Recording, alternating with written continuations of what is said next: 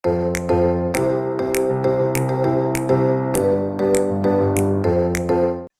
yang keempat, itu ada simple strategy atau strategi-strategi sederhana ya untuk mengerjakan TOEFL. Jadi mungkin teman-teman kalau nggak soal bahasa Inggris, wah ini kok susah banget nih, wah ini reading nih, saya malas bacanya nih, atau structure, aduh ini grammar saya jelek nih. Nah itu mungkin bisa diatasi gitu setelah mengikuti seminar.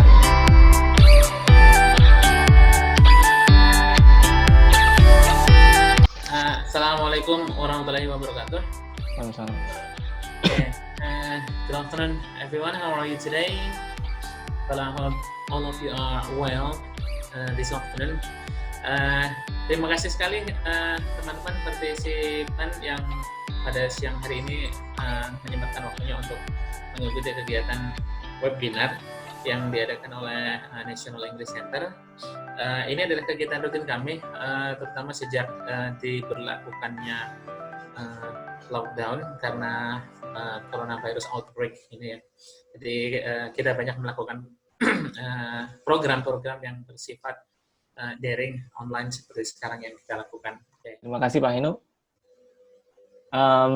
Okay, so before I start my presentation, I would like to make sure that everybody can hear my voice clear and clear ya, loud and clear ya. Coba dipastikan mungkin teman-teman sudah bisa dengar suara saya dengan jelas. How? Bisa dengar suara saya dengan jelas semuanya? How is it? Pak Pras, Pak Heno, is it clear? Okay. Alright. Clear. Okay. Okay, so let's start. Assalamualaikum warahmatullahi wabarakatuh. Waalaikumsalam warahmatullahi wabarakatuh. Okay, so thank you for the chance, for giving me a chance to deliver the materials about TOEFL ya. Oke, baik. Sebelum saya mulai, jadi saya akan menjelaskan sedikit ya tentang presentasi saya pada hari ini. Jadi nanti saya akan mempresentasikan tentang TOEFL ya, TOEFL secara umum, apa itu TOEFL, kemudian jenis-jenisnya ada apa saja, kemudian kita akan langsung masuk ke bagian gunanya ya, karena mungkin teman-teman atau peserta sering mendengarkan TOEFL, apa itu TOEFL, seringkali diminta TOEFL, mungkin ini diminta TOEFL, itu diminta TOEFL. Jadi TOEFL itu sebenarnya gunanya buat apa sih? Ya, jadi nanti akan saya bahas juga sedikit tentang manfaat dari TOEFL itu sendiri. Kemudian selanjutnya adalah mengenai bagaimana cara mengerjakan sebagian tipe dari tes yang ada di TOEFL. Jadi nanti kita akan ada latihan juga di mungkin nanti sekitar akhir-akhir ya, di akhir-akhir seminar ini akan ada latihan. Jadi teman-teman nanti juga bisa coba tips dan trik yang sudah saya beritahu. Nanti akan ada langsung demonya. Mungkin untuk beberapa peserta saya akan tunjuk untuk mencoba menjawab ya. Jadi supaya teman-teman nggak hanya mendengar dari saya, nggak hanya mendengar tips and tricks dari saya, tapi juga bisa langsung dipraktikkan di soal-soal yang sudah kami persiapkan. Jadi seperti itu. Ya, baik. Pak Pras, please, the PowerPoint, would you please share? Mungkin bisa di-share PowerPoint-nya. Okay, so our topic today, our main topic today is about TOEFL ya. Jadi mungkin teman-teman sering dengar TOEFL, mungkin ada juga di antara teman-teman yang dengar itu TOEFL ya. Ada yang bilang TOEFL, ada yang bilang TOEFL, ada yang bilang TEFL. Nah, untuk tes atau tes internasional yang sudah kita kenal ya, sudah kita kenal dari dulu ini, itu cara penyebutannya bukan TOEFL, apalagi TEFL ya. Tapi kita menyebutnya dengan TOEFL, jadi bukan TOEFL, itu disebutnya TOEFL. Test of English as Foreign Language ya. Jadi mungkin teman-teman nanti kalau misalnya ikut tes atau mungkin diajak temannya bilang TOEFL, kita ikut TOEFL ya TOEFL. Nah, bukan TOEFL. Cara penyebutannya adalah TOEFL ya. TOEFL. Jadi dengan O ya, TOEFL. It is like your jari kaki ya, toe, T-O-E, toe, TOEFL. Jadi bukan dibaca TOEFL. Jadi agendanya seperti yang sudah saya beritahu di awal tadi. Jadi pertama-tama kita akan bahas apa itu TOEFL ya. Kemudian ada juga prediction versus ITP. Nah, ini juga sering nih saya dapat pertanyaan seperti itu. Apa sih prediction? Apa sih ITP? What is the difference between them gitu? Jadi nanti kita akan bahas yang jelas untuk keabsahannya atau keabsahan dari kedua tes ini itu bergantung dengan institusi. Nanti akan saya jelaskan lebih lanjut. Kemudian yang ketiga, what for?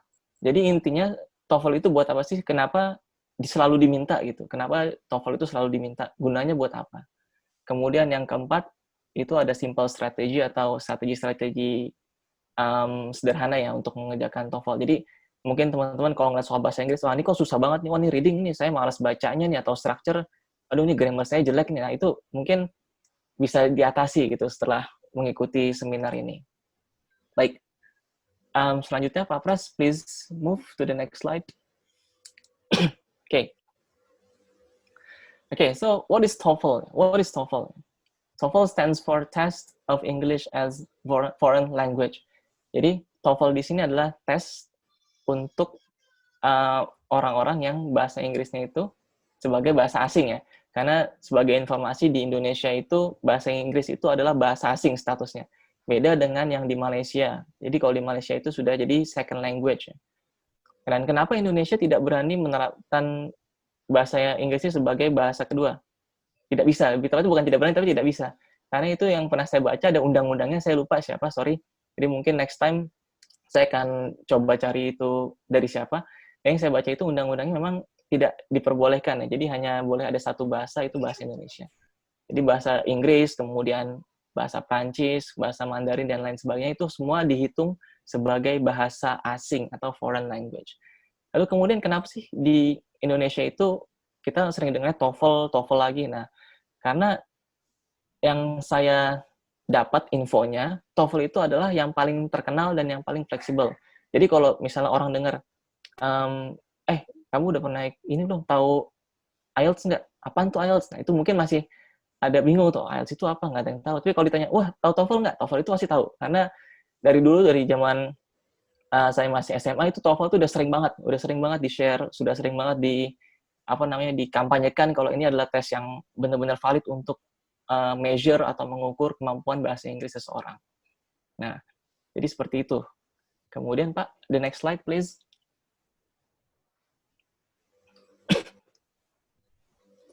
Oke. Untuk the next slide ini, nah ini adalah comparison between international test. Nah, jadi saya akan bahas sedikit saja di luar TOEFL. Jadi mungkin kalau teman-teman pasti sering nanya, ini bedanya apa sih, kok ada macam-macam ya, ada TOEFL, ada IELTS, ada TOEIC, kemudian ada GMAT, ada misalnya yang lain sebagainya, tes internasional. Nah, itu karena tujuannya itu berbeda-beda Bapak Ibu. Dan juga institusi juga kadang-kadang meminta satu jenis tes yang memang khusus itu. Jadi memang institusi ini cuma maunya TOEFL, institusi yang itu maunya IELTS, institusi yang ini maunya misalnya TOEFL IBT gitu.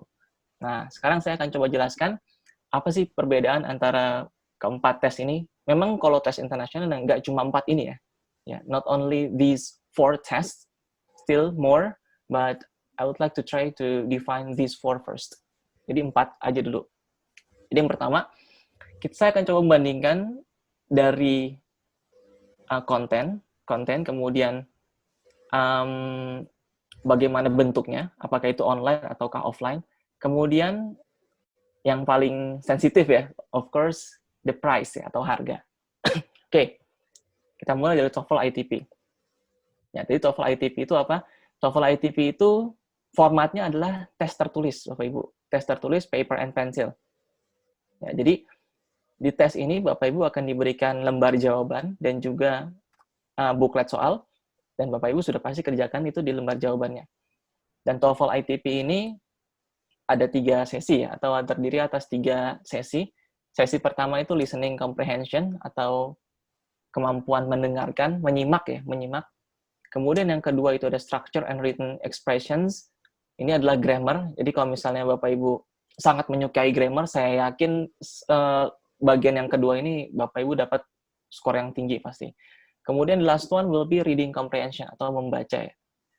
Jadi mungkin sama seperti UAN ya. Kalau di UAN atau di UAS yang sudah pernah teman-teman ikut ya, itu kan ada bacaan panjang, kemudian ada soal. Nah, ya bentuknya seperti itu juga.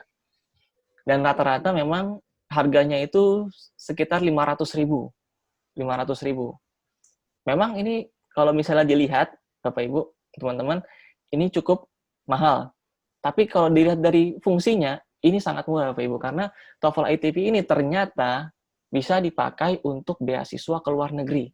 Nah, 500.000 itu ya hitungannya yang nggak terlalu mahal ya, kalau bisa dilihat manfaatnya yang lebih itu. Baik, kemudian lanjut, ada TOEFL IBT. Nah, TOEFL IBT ini apa sih, kok sama-sama TOEFL tapi kok beda? Nah, kalau ITP itu formatnya adalah paper and pencil atau tes tertulis, maka si TOEFL IBT ini formatnya adalah online, computer and internet. Nah, jadi perbedaannya adalah ketika Bapak Ibu mengajarkan TOEFL IBT, itu akan ada online-nya gitu. Dan memang koneksi internet juga harus bagus juga sih. Dan nanti yang dites itu ada 4 ya. Kalau misalnya yang TOEFL ITP itu kan ada 3, listening, structure, atau grammar, dan juga reading. Tapi untuk yang TOEFL IBT ini, ada 4 yang harus Bapak Ibu laksanakan, atau yang harus Bapak Ibu lakukan. Jadi yang pertama itu ada listening, kemudian ada speakingnya Bapak Ibu ya, ada speakingnya. Kemudian ada reading, and the last one itu ada writing. Jadi 4 main skills in English itu semua dites di TOEFL IBT ini. Nah, perbedaannya adalah harganya pasti harganya berbeda, dan untuk skor tertinggi juga berbeda. Kalau yang TOEFL ITP itu 677 ya, sorry tadi saya lupa menyebutkan. Jadi TOEFL ITP itu skor maksimal itu 677. Jadi kalau misalnya teman-teman dengar temannya ada yang bilang nih saya dapat TOEFL 700, itu bohong itu pasti. Nah, itu pasti bohong karena maksimal itu TOEFL ITP itu 677. Nah, kemudian TOEFL IBT itu kalau nggak salah sekitar 120 atau 130 ya. Nanti saya coba cek lagi. Pokoknya yang jelas 120 atau 130. Kemudian untuk harganya sendiri, nah ini harganya memang melonjak jauh ya. Jadi harganya kalau TOEFL IBT itu sekitar 2,5 juta. 2,5 juta, iya 2,5 juta betul. Dan kalau misalnya dolar naik, dia ikut naik Bapak Ibu. Ya, jadi ikutin kurs aja. Dolar naik, dia ikut naik. Dan pemesanan TOEFL IBT ini harus dilakukan mungkin bisa sekitar 3 bulan, 4 bulan sebelum tes ya. Karena kuotanya juga tidak banyak ya. Seperti itu. Kemudian yang selanjutnya itu ada IELTS. Nah, ada IELTS. IELTS ini kalau misalnya yang ada TOEFL tadi itu dari Amerika, IELTS ini dari Inggris ya, British ya. Itu paper and pencil juga formatnya. Dan itu skillnya sama juga 4. Ada listening, speaking, reading, writing. Nah, bedanya apa dengan IBT? Kalau yang IBT itu yang saya dengar ya, sejauh yang saya dengar ya, mungkin kalau sekarang berbeda, mungkin kurang update saya. Tapi kalau yang saya dengar, kalau IBT itu they talk with computer. Jadi peserta itu ngomong dengan komputer, jadi direkam suaranya. Tapi kalau IELTS itu one on one dengan native speaker untuk sesi speakingnya, seperti itu. Dan harganya itu sekitar 3 juta. Ya, mungkin tidak jauh beda dengan TOEFL IBT ya. Ini adalah harga perkiraan ya Bapak Ibu, mungkin bisa lebih, bisa kurang. Bisa juga lebih sih, sepertinya bisa lebih ya. Karena yang saya dengar terakhir itu IELTS itu ada yang terakhir saya dengar itu IELTS itu ada yang sekitar 3,4 ya, 3,4 juta harganya. Baik. Dan selanjutnya ini TOEIC. TOEIC ini untuk komunikasi dan biasanya untuk pekerjaan ya. Jadi kalau misalnya ada yang mau bekerja di luar negeri, itu rata-rata dimintanya ya TOEIC ya, karena yang dibutuhkan itu komunikasi. Jadi untuk TOEIC ini memang dari ITS juga nih. Mungkin kalau Bapak Ibu atau teman-teman lihat di situ ada ITS, ada tiga tes di situ. Memang TOEFL, ITP, IBT dan TOEIC itu semua ada keluaran dari ITS. Semuanya berasal dari Amerika. IELTS sendiri ini berasal dari Inggris ya. Maka dari itu, jika teman-teman ingin mendapatkan beasiswa ke Inggris atau Australia atau New Zealand, yang diminta rata-rata oleh kampusnya bukan TOEFL, bukan TOEIC, tapi yang diminta itu adalah IELTS ya. Karena di situ dia itu dari Inggris ya, atau British ya. Kemudian untuk kalau misalnya teman-teman mau ke Amerika atau mungkin Eropa itu masih ada kok yang minta TOEFL kok, masih ada yang minta TOEFL. Jadi kalau misalnya TOEFL itu udah tidak diproduksi lagi, itu salah ya, anggapan itu salah. Karena TOEFL sampai sekarang itu masih tetap diproduksi. Bahkan setiap tahun itu mereka akan mengeluarkan kode soal baru. Seperti itu. Baik, kemudian kita cek benefitnya ya. Mungkin Mr. Pras, can you move on to the next slide?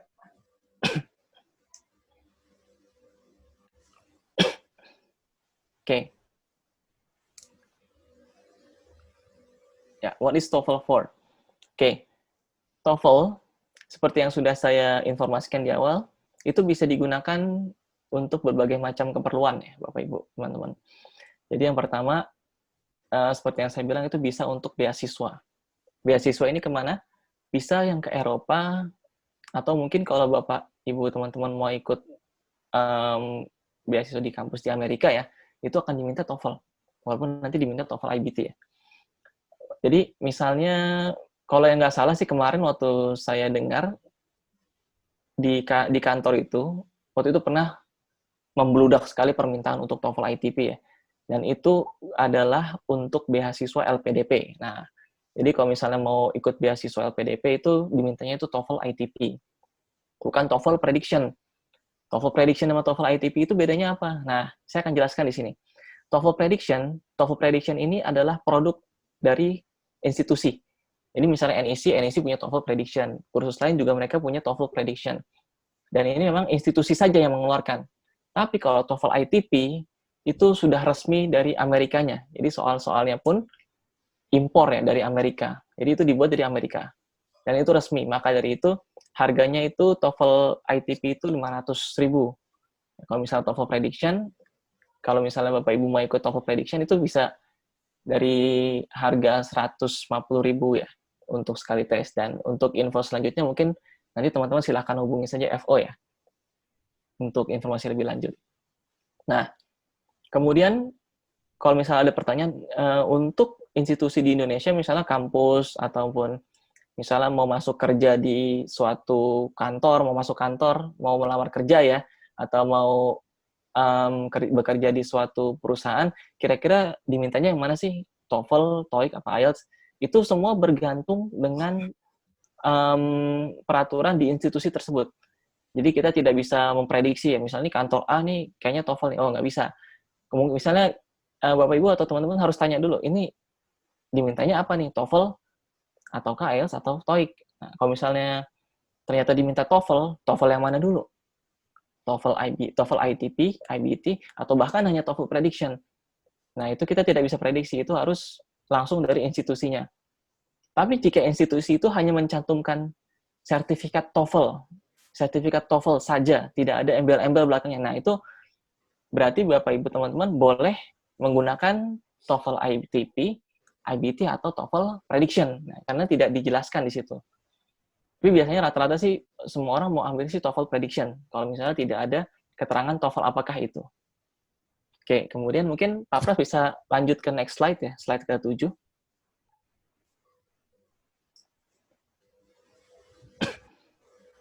Nah, yang pertama tadi scholarship sudah kita bahas. Yang kemudian job promotion ya. Nah, job promotion ini bisa juga untuk sekarang saya pernah mengawas TOEFL ya di suatu institusi, dan institusi itu mengharuskan calon-calon pegawai yang ingin naik pangkat ini untuk mempunyai TOEFL di atas, kalau nggak salah sih waktu itu 500 ya. Nah, jadi itu betul-betul diseleksi dengan ketat itu di institusi itu. Job promotion. Jadi mau naik tingkat, mau naik pangkat, ini harus TOEFL-nya segini. Nah, itu bisa juga tuh pakai TOEFL ITP. Kemudian bagaimana? Bisa nggak dengan TOEFL Prediction? Tergantung kebijakan institusinya lagi. Kalau misalnya institusi itu cuma bilang, cukup TOEFL saja TOEFL ya berarti TOEFL apa saja boleh. Kemudian yang terakhir ini adalah untuk PNS. Nah, ini benar-benar waktu itu NEC itu kebanjiran order untuk TOEFL Prediction ketika CPNS. Nah, ini banyak sekali CPNS ini. Dan biasanya untuk calon-calon ini, CPNS ini, mereka ini ikut itu untuk mencapai nilai sekitar 450 kalau nggak salah ya. 450 untuk CPNS. Nah, ini bisa juga dipakai untuk CPNS. Biasanya itu diminta sertifikat TOEFL saja, bukan ITP atau IBT dan sebagainya. Hanya diminta sertifikat TOEFL biasanya. Baik. Untuk slide 7, saya rasa itu ya untuk manfaat dan juga untuk perbedaan berbagai macam tes internasional ini. Mungkin sebelum saya move ke bagian strategi dan tipsnya ya, teman-teman ada yang mau nanya dulu nggak? Kalau misalnya mau nanya, silakan raise your hand, nanti Mr. Pras, ya please di unmute saja. Dari peserta. Atau mungkin bisa ditulis ya. Siapa yang mau bertanya?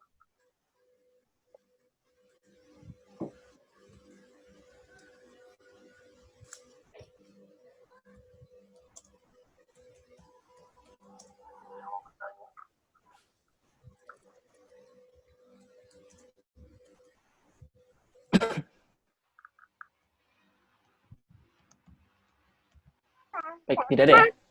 Tidak ada. Assalamualaikum. Waalaikumsalam warahmatullahi wabarakatuh. Maaf Pak Rizky mengganggu. Iya. Saya mau nanya. Dengan Bapak? Dengan Bapak siapa, maaf? Ali Basron. Oh iya, Bapak. Bapak panggilannya Bapak Ali. Bapak Ali. Baik. Iya, Bapak Ali. Bapak Bagaimana Ali. Bapak Ali? Ya. Saya mau nanya nih. Untuk TOEFL ini apakah diharuskan untuk untuk target yang ditentukan atau seperti apa ya? Terus yang kedua, saya sendiri kan ibaratnya bukan cukup ya, emang sangat jelek lah terhadap bahasa Inggris ya. Apakah ada step-stepnya untuk langkah untuk mendapatkan TOEFL atau tes TOEFL ini? Mungkin itu aja Pak. Pertanyaan saya. Ya, baik, terima kasih Pak Ali. Ya. Sama-sama. Terima kasih Pak Ali atas pertanyaannya. Baik, saya akan coba jawab pertanyaan yang pertama dulu. Jadi ada target khusus nggak? Nah, kalau ditanya tentang skor ya mungkin ya. Nah, skor ini kita kembali lagi dengan institusi yang memberikan regulasi atau peraturan. Jadi tidak ada yang tidak lulus TOEFL, itu tidak ada. Jadi dari TOEFL-nya sendiri itu tidak menerapkan kalau dapat segini lulus, dapat segini enggak seperti itu. Jadi misalnya sebagai contoh ya, saya waktu di kuliah itu di bahasa Inggris itu diberikan aturan TOEFL itu harus minimal 475, kalau nggak salah waktu itu 475. Nah, berarti 475 itu adalah standar minimal untuk institusi tersebut. Jadi belum tentu standar minimal di institusi tersebut akan diikuti oleh institusi lainnya. Karena waktu itu saya pernah di kampus yang lain itu 450.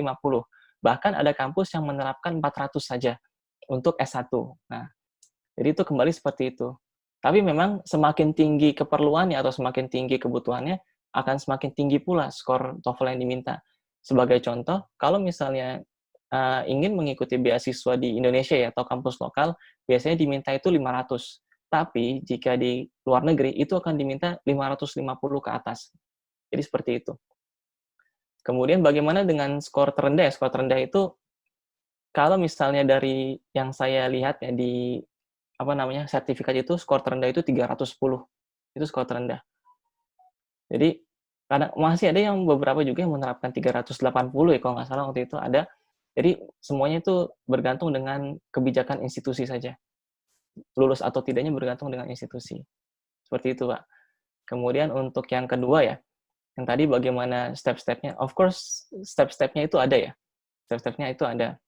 Tapi memang kalau misalnya belajar TOEFL ini kan sama ya dengan belajar apapun ya. Jadi memang membutuhkan waktu ya. Jadi nggak hanya sehari itu bisa ya. Sehari langsung bisa itu tidak bisa seperti itu. Jadi memang kalau sudah dapat tipsnya itu ya caranya adalah dengan latihan terus-menerus. Jadi mungkin kalau misalnya Bapak atau Ibu punya buku TOEFL itu dicoba dikerjakan ya, untuk mengaplikasikan tips and tricks yang sudah Bapak Ibu dapat. Apalagi khususnya saya akan kasih saran itu khususnya penekanan itu saya tekankan itu di reading. Nah, reading itu memang ada tipsnya, tapi tipsnya itu hanya akan bekerja dengan baik apabila itu peserta peserta itu suka baca, suka baca. Jadi kalau memang dia tidak mau baca, ya itu agak susah juga gitu. Walaupun peserta tersebut mengetahui tips and tricks-nya, memang tetap harus latihan dan juga dibimbing dengan baik gitu. Mungkin ada kalau misalnya ikut TOEFL private itu dengan NEC itu insya Allah akan dibimbing gitu untuk ke depannya tes TOEFL seperti itu. Jadi memang harus latihan. Seperti itu Bapak. Bagaimana Bapak Ali? Terima kasih. Terus satu lagi boleh nggak? Baik, nggak masalah, nggak apa. Nah, Ini untuk bisa bahasa Inggris itu pertama yang harus dipelajari grammar kah atau conversation itu. Nah, sekarang saya kembalikan ke Bapak. Bapak butuhnya apa gitu? Karena kalau ditanya seperti itu, kita kembalikan ke peserta. Jadi Bapak butuhnya yang mana dulu? Apakah Bapak butuh untuk masuk suatu institusi sehingga TOEFL-nya itu harus gede, atau Bapak ingin berbicara atau membutuhkan berkomunikasi dengan bahasa Inggris? Nah, sekarang Bapak lebih minatnya kemana? Berarti nggak ada ketentuan ya, tergantung dari Iya, kebutuhan ya. Oke. tergantung kebutuhan kalau itu. Kalau misalnya Bapak mau lebih mau ngobrol nih, wah saya mau coba ngobrol dengan orang dari luar Indonesia gitu. Nah, itu Bapak ambil yang conversation. Tapi misalnya, wah nih saya mau daftar CPNS nih TOEFL 400, ya sudah dimaksimalkan untuk mempelajari kemampuan bisa jadi TOEFL-nya itu sendiri, cara grammar atau pasif ya, skill pasif ya kalau itu ya. Jadi seperti Iya. itu, Pak. Oke, terima kasih Pak. Iya, sama-sama. Baik, ada lagi mungkin? Kalau tidak ada, nanti saya akan lanjut.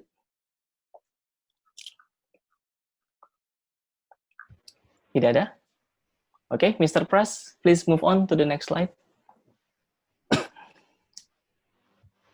Ya, simple strategy ya. Oke, sekarang TOEFL itu kan ada 3 part ya. Seperti yang saya katakan di awal, ada 3 part. Ada listening, ada structure atau bisa disebut dengan grammar, dan juga yang part terakhir itu adalah reading comprehension. Kalau dari survei ya yang saya lakukan ya di sekolah-sekolah atau di kampus-kampus, memang semua siswa itu bermasalah rata-rata itu di bagian structure dan reading, itu paling banyak bermasalah itu. Bukan berarti saya katakan listening itu sangat mudah ya, tidak, saya tidak bilang listening itu sangat mudah. Jadi yang rata-rata yang paling bermasalah itu ada di structure dan reading. Kalau reading, itu karena letaknya di akhir ya, teman-teman ya, letaknya di akhir ya. Sudah capek, disuruh baca, nah itu kan repot. Nanti akan saya jelaskan bagaimana untuk mengatasi rasa malas tersebut ya. Baik, Pak Pras, please move on to the next slide. Oke, ini adalah general tips ya, general tips atau tips-tips umum ketika Bapak Ibu atau teman-teman mengerjakan tes TOEFL. Baik, sekarang saya mulai dengan kepala dulu yang di atas itu time management. Oke, time management itu sangat penting. Kenapa? Karena kalau misalnya Bapak Ibu atau teman-teman mengabaikan time management ini, bisa amburadul semuanya. Tahu-tahu waktu sudah sang supervisor atau pengawas, Bapak Ibu sedang sibuk mengerjakan, sedang asik mengerjakan, tiba-tiba 5 menit lagi ya, itu pasti panik. Dan panik itu akan mempengaruhi yang lain-lainnya. Jadi tolong time management itu diperhatikan. Contohnya bagaimana? Ketika sudah selesai dengan satu soal, sudah bisa jawab dengan satu soal, langsung pindah ke soal selanjutnya. Memang kedengarannya memang seperti itu ya, tapi ini contohnya akan saya berikan nanti di listening. Jadi listening itu, kalau sudah selesai dengan listening itu, nanti kan dia ada jeda berapa detik itu ya. Nah, gunakan jeda itu untuk baca pertanyaan nomor selanjutnya. Jadi jangan diem aja, tungguin listening yang muncul baru lihat nomor 2. Nah, itu nanti kelamaan. Seperti itu. Kemudian yang nomor 2, nah ini juga sangat penting, jangan ada jawaban kosong atau jangan ada yang kosong. Semuanya harus diisi. Kenapa? Karena tidak ada minus. Tidak ada minus. Misalnya betul plus 3, salah minus 1. Tidak ada yang seperti itu. Betul itu plus 1, salah itu 0. Salah itu 0. Bagaimana kalau dikosongkan? Ya 0 juga. Mendingan diisi gitu. Jadi isi dengan jawaban ABCD itu yang menurut Bapak Ibu benar. Di antara ABCD, misalnya udah bingung, ini nomor dikosongin aja deh, kan saya nggak tahu jawabannya. Daripada minus, oh tidak ada minus. Jadi mendingan diisi. Karena kalau misalnya Bapak Ibu isi, 25% itu benar. Ini sebenarnya nggak boleh saya kasih tahu ya, kalau misalnya di forum-forum ilmiah ya. Kenapa? Karena fokus di sini adalah untuk mendapatkan skor ya, skor TOEFL yang tinggi. Jadi tolong jangan dikosongkan ya. Diisi saja yang menurut Bapak Ibu benar. Baik, kemudian yang ketiga itu kerjakan soal yang dianggap mudah terlebih dahulu. Nah, misalnya nomor 1 nih, wah ini soal tentang, misalnya Bapak Ibu lihat, wah ini grammar yang ini saya belum pernah lihat nih. Pindah dulu nomor 2, oh ternyata nomor 2 nih soalnya present tense, gampang banget kerjain dulu. Nah, itu seperti itu. Jadi lebih baik Kalau misalnya sudah stuck lebih dari 5 detik ya, kalau saya sih 5 detik ya, mungkin kalau Bapak Ibu nanti punya waktu, misalnya 3 detik udah bingung, pindah itu nggak masalah. Kalau sudah stuck, itu pindah langsung. Jangan menghabiskan waktu yang banyak untuk soal yang sulit. Kenapa? Semua soal, misal di reading, dimanapun ya, di structure misalnya ya, structure itu ada 40 soal, itu poinnya sama semua. Misal nomor 1 poinnya 3, nomor 2 poinnya 1, itu nggak seperti itu. Semuanya poinnya sama 1. Jadi soal paling sulit di sesi structure pun, itu poinnya 1. Jadi mungkin bisa di-skip dulu, kerjakan soal yang lebih mudah. Kemudian yang keempat, jangan lupa persiapkan diri sebelum tes. Baik itu diri jasmani dan juga rohani ya, disiapkan. Maksudnya bagaimana? Untuk persiapan diri, ya pasti harus latihan sebelum tes. Tapi jangan terlalu diforsir juga. Apalagi pakai sistem kebut semalam, tidak tidur gitu, saking semangatnya mau tes TOEFL, jangan sampai ngantuk gitu. Kalau ngantuk, itu bahaya sekali, apalagi listening ngantuk. Kemudian jangan lupa sarapan sebelum tes. Ini sangat penting juga ya. Tapi jangan makan minum terlalu banyak, Bapak Ibu. Nah, kenapa? Kalau Bapak Ibu minumnya terlalu banyak, di TOEFL itu selama sekitar kurang lebih 2 jam ya, 115 menit waktunya, itu Bapak Ibu harus stay di ruangan. Jadi kalau misalnya mau ke kamar mandi, itu akan sangat sulit ya. Nah, jadi tolong dipersiapkan. Dan yang terakhir, jangan lupa berdoa. Jangan lupa doa, kekuatan doa itu sangat bagus. Baik, selanjutnya, Pak, kita mulai untuk bagian listening comprehension. Baik, bagian listening comprehension ini ada dua main tips ya, ada 2 tips yang utama di situ. Jadi yang pertama itu, ini khusus yang bagian pertama ya, bagian awal ya, bagian conversation ya, bagian conversation yang singkat ya. Jadi di bagian conversation yang singkat itu cuma ada 2 line ya, atau dua speaker, dan masing-masing speaker cuma mengucapkan 1 line. Misalnya gini, speaker A, how are you? Speaker B, I'm fine. Seperti itu. Itu rata-rata listening yang part A itu akan seperti itu. Dan Bapak Ibu atau teman-teman fokus saja di speaker yang kedua. Fokus speaker kedua. Tapi bukan berarti speaker pertamanya nggak didengerin ya. Jadi pasang kuping baik-baik atau perhatikan dengan sangat di speaker yang kedua. Kenapa? Pasti nanti soalnya seperti ini. Misalnya speaker A dan B itu pasti laki-laki dan perempuan. Jenis kelaminnya berbeda. Misalnya speaker yang A itu adalah laki-laki, yang B itu pasti perempuan. Misalnya speaker A bilang gini, where are you going now? Kemudian speaker B akan bilang, I'm going to school misalnya. I'm going to school. Nah, pasti yang akan ditanya itu adalah what does the woman mean? What does the woman mean? Bukan what does the man mean. Karena yang speaker keduanya adalah perempuan, ditanya what does the woman mean? Nah, itu dia kuncinya di situ. What does the woman mean? Jadi kuncinya itu ada di speaker yang kedua. Semua yang ditanyakan itu ada di speaker yang kedua. Responnya. Walaupun speaker 1 adalah konteks starter, speaker kedua itu adalah kunci dari Bapak Ibu menjawab soalnya. Baik. Kemudian yang kedua ini kalau setiap saya ngajar atau saya setiap kali seminar, ini yang kedua ini paling sering dilakukan oleh para pembelajar atau para peserta sebelum tahu ya. Jadi semua jawaban itu adalah parafrase. Nah, saya yakin mungkin ada beberapa di antara peserta atau Bapak Ibu yang mengerjakan listening sesuai dengan yang ada di audio. Misalnya audionya bilang go, dicari, oh ini yang ada kata go nih, yang ABCD itu yang mana? Oh ternyata yang ada kata go, udah pilih. Bukan seperti itu cara mengerjakannya. Jadi cara mengerjakannya itu Bapak Ibu harus cari makna yang sama dengan yang diucapkan si speaker yang kedua. Maknanya yang sama. Bukan kata-katanya yang sama, tapi maknanya yang sama. Kalau misalnya saya bisa kasih contoh, dalam bahasa Indonesia ya, tetangga saya membeli mobil kemarin. Tetangga saya beli mobil kemarin. Atau in English, my neighbor bought a car yesterday. Tetangga saya membeli mobil kemarin. Nah, ini harus diparafrase, tapi maknanya tidak jauh berbeda, tapi kata-katanya beda. Mungkin ada yang bilang, ini kemarin tetangga saya beli mobil, sama aja itu kan, cuma dibalik kemarinnya aja. Nah, tapi Yang di sini adalah maknanya yang paling penting. Tetangga saya membeli mobil kemarin. Nah, sekarang saya akan coba parafrasekan kemungkinan yang ada di jawaban ABCD itu adalah seperti ini. Tetangga saya punya mobil baru. Seperti itu. Memang maknanya itu sama. Kata-kata yang beda. Itu bermakna implikasi atau parafrase. Kan dia bilang tetangga saya beli mobil kemarin. Baru beli mobil kemarin kan berarti pasti mobilnya baru. Nah, seperti itu. Jadi rata-rata soalnya akan seperti itu. Oke, sekarang saya akan coba praktekan ya.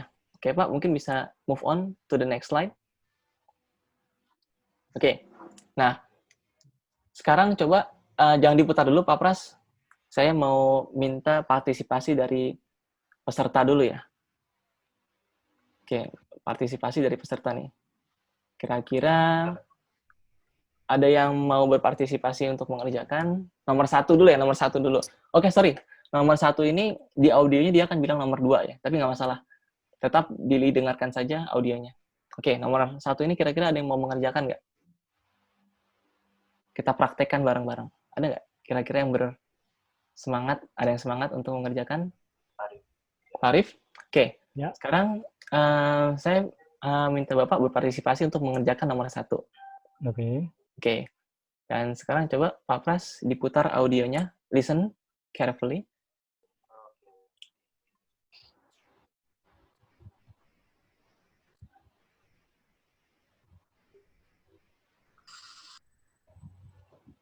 Number 2. Are you ready to leave?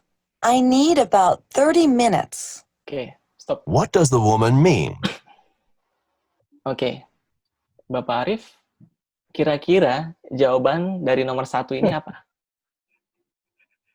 Bisa diulangi nggak? Oh, oke, boleh, silakan. Pak Pras, mungkin?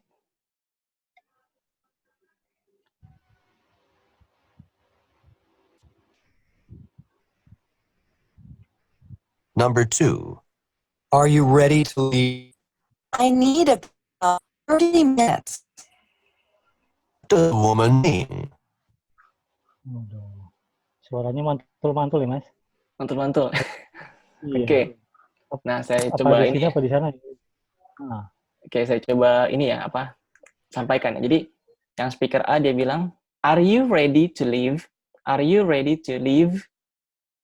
Yang speaker kedua, "I need about 30 minutes. I need about 30 minutes." Kira-kira maksud si speaker kedua ini apa? What does the woman mean?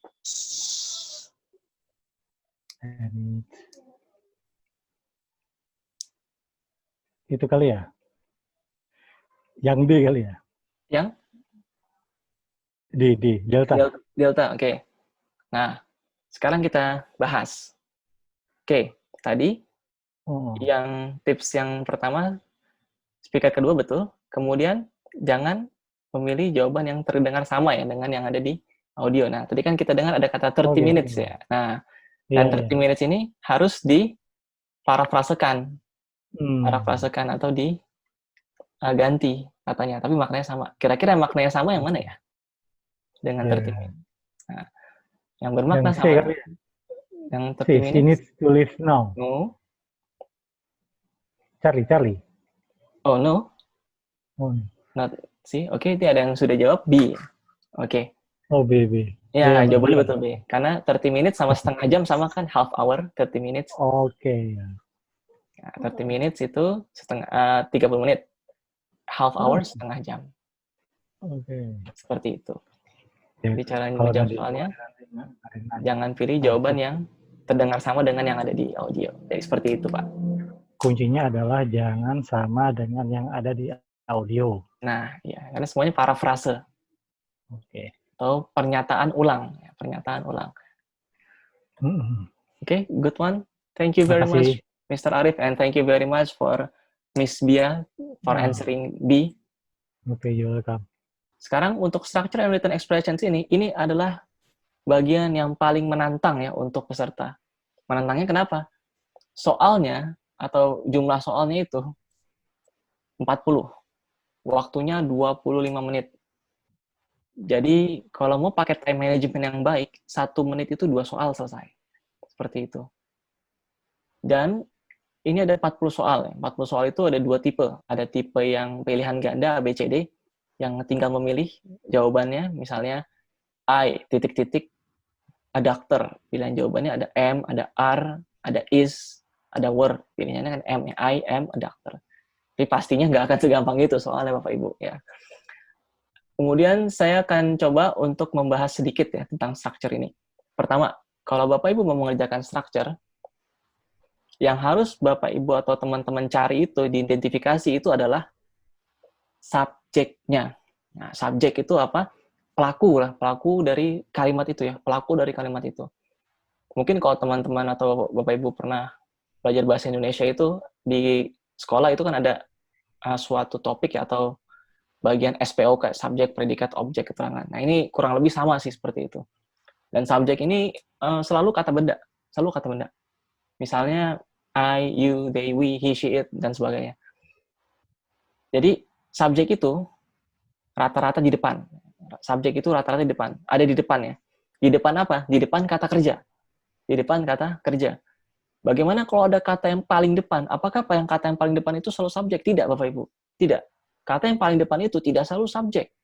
For example, in the classroom, we study English. In the classroom, we study English. Nah, di sini kan ada in the classroom. Oh, ini classroom kan kata benda, Mister. Ini pasti ini subjek. Enggak juga. Kenapa in the classroom itu bukan subjek? Karena ada in-nya. In-nya itu kan menunjukkan bahwa classroom itu sebuah keterangan. Subjeknya itu yang mana? Subjeknya itu yang we. In the classroom, we study English. Karena yang melakukan study English itu adalah we. Si subjek we itu yang melakukan. Baik. Kemudian yang kedua adalah identify the verbs. Mengidentifikasi kata kerja. Kata kerja mungkin kalau kita belajar itu ada verb 1, verb 2, verb 3. Nah, jadi kalau ini kita pakai cara cepat. Jadi to be itu masuk verb. To be itu masuk verb. Jadi kalau misalnya Bapak Ibu lihat ada kalimat I am a doctor. Ada subjeknya nggak? Ada I. Ada verbnya nggak? Nggak ada. Kenapa nggak ada? Di situ kan nggak ada verb 1, verb 2, verb 3. Oh, tidak bisa begitu. Itu tetap ada verbnya. Verbnya adalah am. Am itu kan to be. To be itu ada am, ada is, are, was, ada were. Nah, itu to be juga termasuk verb. Kemudian, verb 1 atau verb 2. Ada nggak verb 1 atau verb 2 di situ? Atau ya, bukan dan ya. Kalau dan justru salah. Oke, atau verb 2. Kemudian yang terakhir itu ada modals atau tidak. Modals itu kan bisa berupa will, kemudian ada could, would, kemudian ada can, ada shall, ada should. Nah, itu semua modals. Dan modals itu rata-rata diikuti oleh verb 1. Seperti itu. Itu sudah satu paket ya Bapak Ibu ya. Ada modal, ya pasti diikuti verb 1 atau be nanti. Baik. Sekarang Pak Pras, let's move on to the next slide. Ini penekanan ya, penekanan. Ini saya harus ulang 2 kali. Karena kalau Bapak Ibu sudah bisa mengidentifikasi subject and verb, insya Allah ke depan-depannya itu enak. Enak banget malah, bukan enak. Enak banget. Semua soal insya Allah bisa dijawab. Seperti itu. Kenapa? Kadang-kadang ada yang begini Bapak Ibu. Misalnya,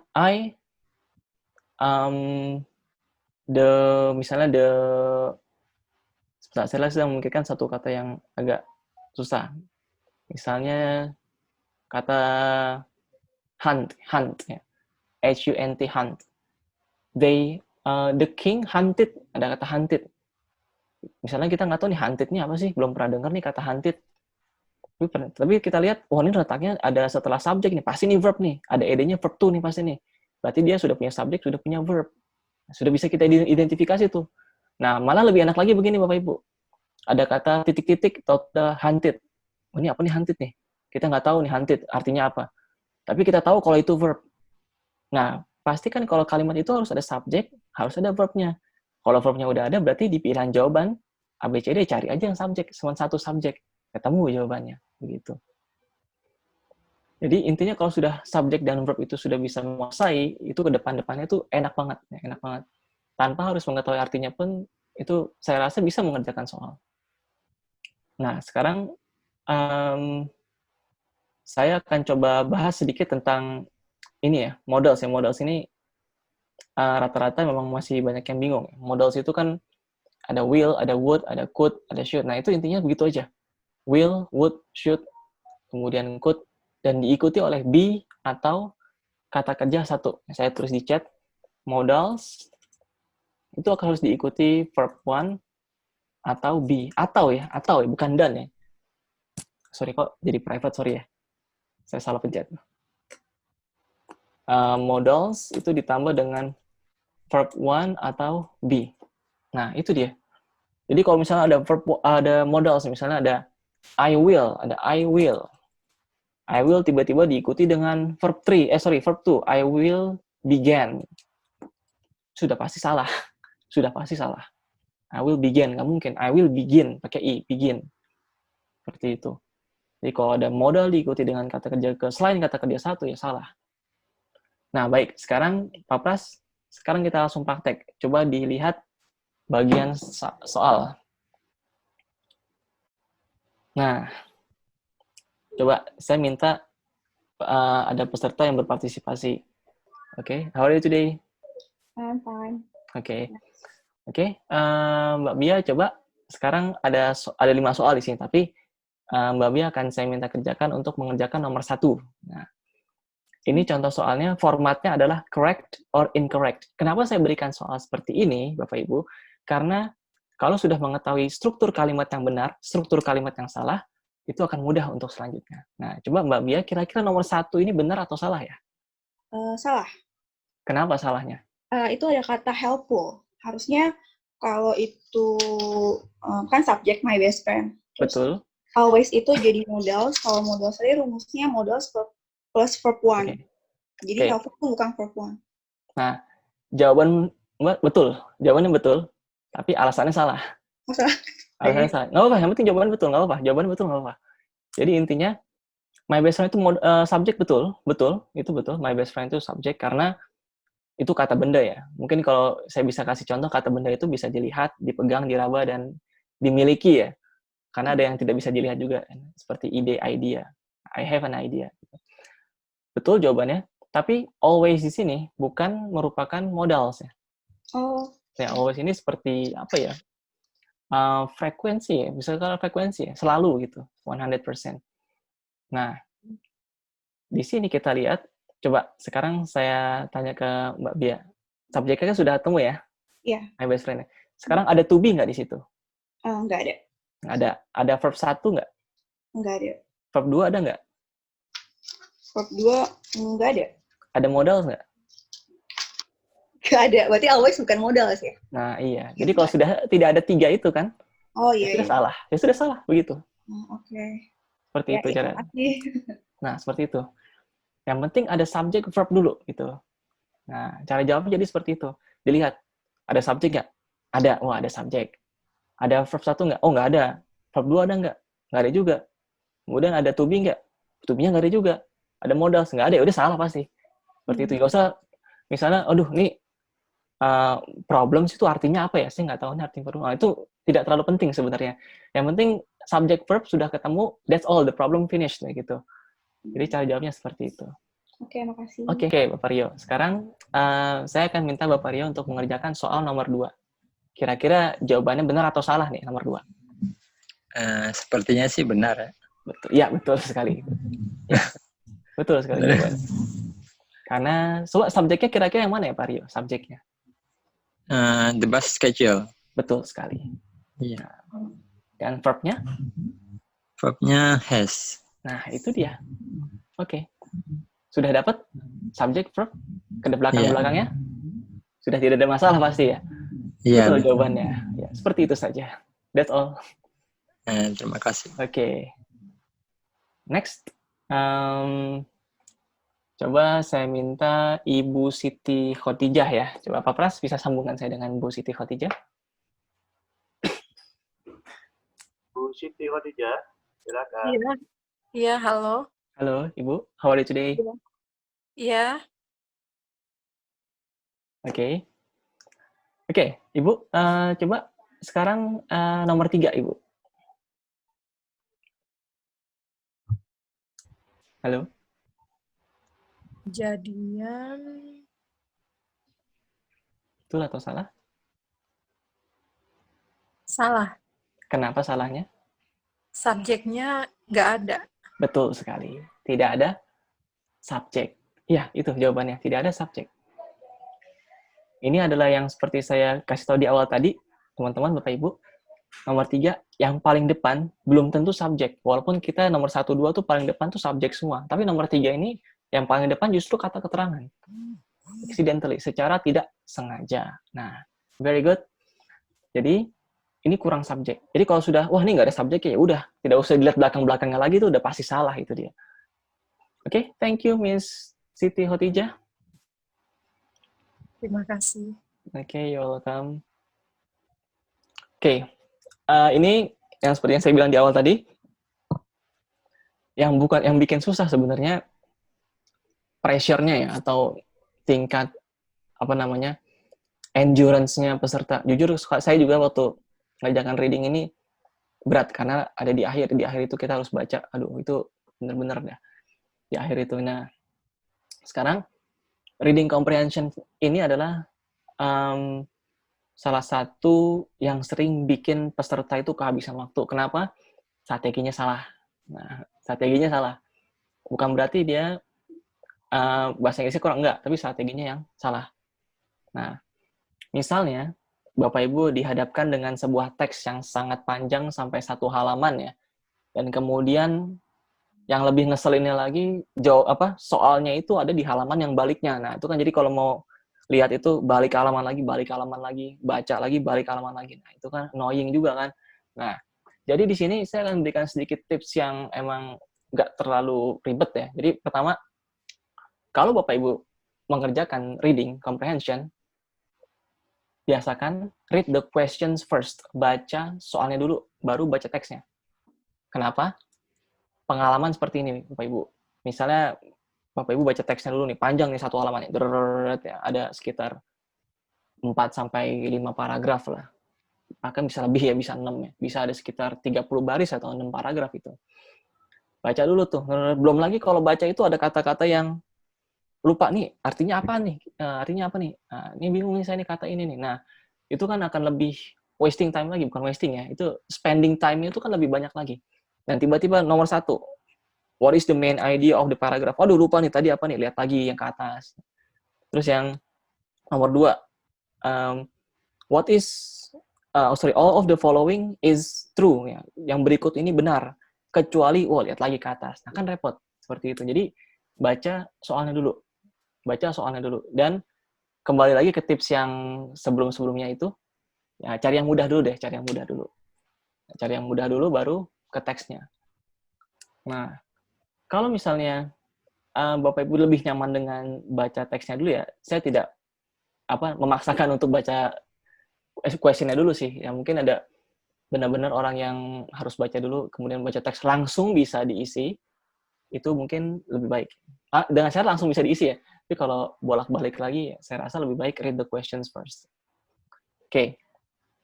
Kemudian, yang pertama tadi, sorry saya skip ya. Yang pertama tadi itu ada skim and scan ya. Yang pertama itu skim and scan. Ini sangat esensial sekali nih skill skim and scan ini. Skim itu baca cepat, scan itu mencari info, mencari keyword yang ada di teksnya. Mencari keyword. Nah, ini benar-benar skill yang harus Bapak Ibu kuasai ini, skim and scan ini. Dan memang skill skim and scan ini tidak bisa dikuasai dengan instan. Misalnya Bapak Ibu, ternyata skim itu caranya begini, baca cepat. Nah, itu tidak bisa langsung dikuasai, harus dilatih. Jadi, memang waktu saya pertama kali belajar bahasa Inggris itu agak susah buat saya untuk baca cepat atau skim itu. Pasti saya baca per word dulu ini, I, go, ini, bla bla bla, dan segala macam. Ya, memang awalnya emang seperti itu, Bapak Ibu. Nggak apa-apa. Ya, at least we try gitu. At least we try. Setidaknya kita udah nyoba gitu. Dan coba itu ya, mungkin kalau Bapak Ibu nggak suka, kurang suka dengan reading, cari hobi Bapak Ibu itu sebenarnya apa hobinya. Misalnya hobinya, kalau yang ibu-ibu mungkin cooking ya, masak ya. Mungkin bisa dicari bacaan yang berhubungan dengan, apa tadi?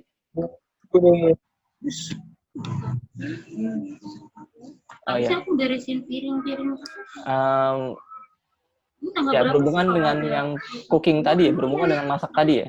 Misalnya Bapak, Wajib. misalnya Ibu itu sangat suka nih dengan cooking atau sangat suka dengan masak. Nah, saran saya, Bapak Ibu atau Ibu cari teks atau paragraf yang berkaitan dengan masak-masak itu. Nah, setelah itu baca-baca. Nah, ini kan, wah, ini saya suka nih masak nih. Oh, ternyata saya bisa menyelesaikan ini dalam waktu misalnya 60 detik gitu, satu paragraf 60 detik. Cari lagi teksnya. Wah, nih sekarang 40 detik nih saya selesai nih. Nah, terus tuh dicari. Nah, itu namanya latihan. Nggak masalah, itu latihan. Itu latihan. It's okay. Itu adalah bagian dari step by step kita belajar untuk mengerjakan TOEFL ini. Nah, kemudian apa dengan scan? Scan itu adalah mencari keyword. Nah, untuk mencari keyword ini sebenarnya mudah, tapi butuh kebiasaan saja. Misalnya nomor 1, all of the following is true about Insinyur Soekarno, misalnya Insinyur Soekarno.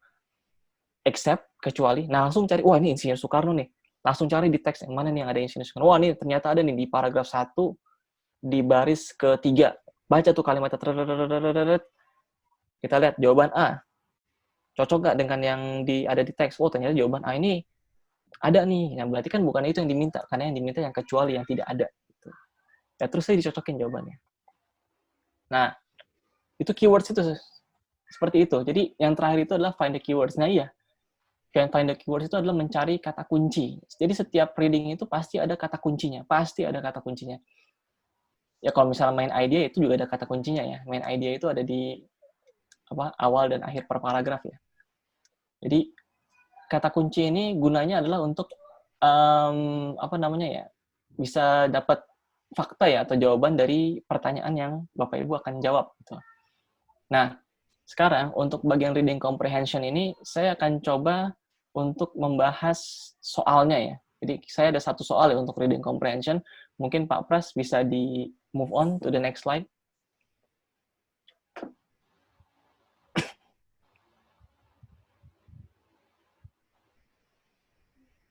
Ya, Pak Pras, next. Oke. Nah, ini ada contoh soal. Memang cuma satu pertanyaan ya. Dan satu pertanyaan ini adalah yang sering bikin peserta bolak-balik baca teks, bolak-balik baca soal. Oke. Jadi kalau dihadapkan dengan soal seperti ini, kita langsung fokus ke bagian soalnya dulu. Nah, ini mungkin, wah nih, misal Bapak Ibu sangat tertarik nih, wah ini Bapak Ibu passionnya musik gitu. Wah ini, saya kan sangat menyukai musik nih, ini kebetulan berhubungan dengan flutes ya. Alat musik, salah satu alat musik tiap, wah ini saya coba baca dulu deh, kali aja saya bisa. Sebenarnya boleh, nggak masalah, it's okay. As long as you can do it in one go. Jadi dalam satu kali lihat itu semua selesai, that's all, it's okay. Takutnya nanti ada waktu yang ke-spend terlalu lama, malah yang berikutnya readingnya jadi nggak kelar gitu kan, sayang juga ya gitu. Oke, sekarang saya coba langsung ke soal. According to paragraph-nya. Kalau sudah ada kata according to paragraph, pasti jawabannya itu ada di paragraf. Pasti ada di paragrafnya. What was James Galway's flute made of? Oke, kata kunci di sini adalah James Galway. James Galway. Kita lihat James Galway di sini ada di paragraf kedua. Wah, ternyata si James Galway ini ada di paragraf kedua. Baris keberapa di paragraf kedua? Ada di baris kedua, paragraf kedua. James Galway's flute. Nah, flute. Oke, flute-nya itu dibuat dari apa? Made of. Dibuat dari apa dia?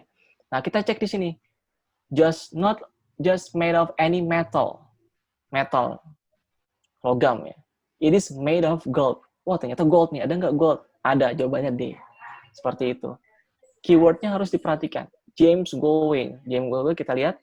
Wah, ternyata ada nih di paragraf kedua, baris kedua.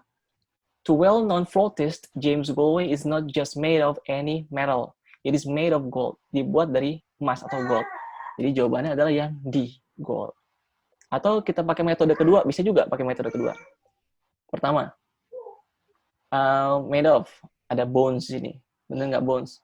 Oh, nggak ada bones, adanya gold gitu. Jadi bisa dengan menyocokkan jawaban ya. Ada nggak jawaban yang ini sesuai dengan yang ada di teks? Tapi jangan terlalu sering seperti itu ya. Jadi kadang-kadang kalau misalnya kita lagi nggak fokus, tiba-tiba kita lihat, wah ini ada, kita tanpa lihat keywordnya ya, tanpa kita keywordnya James Galway ini, tiba-tiba kita lihat nih bones. Wah ini ada bones di paragraf 1. Itu jangan, itu bisa salah nanti. Jadi jelas kata kuncinya itu di scan dulu, di scan kata kuncinya, tiba-tiba ketemu di paragraf kedua. Nah, itu dia baca kalimatnya. Scan, baca kalimatnya. Scan, baca kalimatnya. Scan, baca kalimatnya. Itu saya ulang sampai 3 kali karena ini sangat penting. Seperti itu. Oke. Saya rasa itu ya yang bisa saya sampaikan ya untuk TOEFL ya pada hari ini ya. Mungkin sisa waktunya ada sekitar 8 menitan ya. Ya, mungkin saya kasih ke Pak Heno. Baik, Bapak Ibu, karena keterbatasan waktu juga yang harus mengakhiri webinar kita pada siang hari ini. Mudah-mudahan apa yang disampaikan oleh Pak Rizky tadi itu bisa dipahami. Kesimpulannya bahwa memang yang disampaikan oleh Pak Rizky tadi adalah gambaran secara umumnya tips dan trik mengerjakan TOEFL yang secara umum itu seperti apa gitu. Hanya memang kalau ingin dijabarkan secara lebih rinci, lebih detail lagi dalam waktu 90 menit ini memang sangat kurang. Tadi sudah disampaikan oleh Pak Rizky bahwa ini adalah masih gambaran secara umum. Tapi ketika kita sudah tahu gambaran umumnya seperti apa, itu insya Allah memudahkan kita mengerjakan latihan selanjutnya seperti apa. Dan intinya adalah ketika kita sudah tahu tips umumnya, berarti kita yang kita butuhkan selanjutnya adalah latihan dengan mempraktekkan tips dan trik yang tadi sudah disampaikan oleh Pak Rizky. Baik, Bapak Ibu, terima kasih atas waktunya pada siang hari ini sudah bergabung di webinar kami kali ini dengan tema strategi meraih skor TOEFL yang diinginkan. Mohon maaf jika ada kekurangan untuk pelaksanaan teknis dan dalamnya pada siang hari ini, dan insya Allah akan melakukan series yang lain. Mudah-mudahan kita masih bisa bertemu. Baik, terima kasih Bapak Ibu atas waktunya. Saya cukupkan untuk pada kesempatan hari ini. Assalamualaikum warahmatullahi wabarakatuh.